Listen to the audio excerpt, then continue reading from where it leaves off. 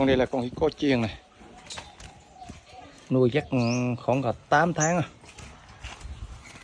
Mà thấy không có hốt gì hết.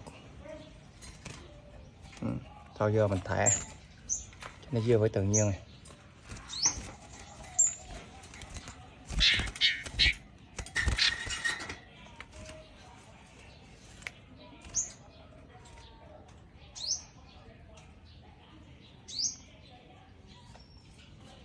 Mai mốt mà sát nhập tỉnh rồi đâu là không có thời gian chăm, mình chỉ thả bớt hết.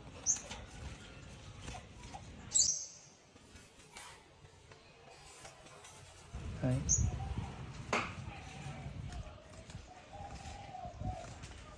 Ở vòng vòng mấy cây đi cũng được.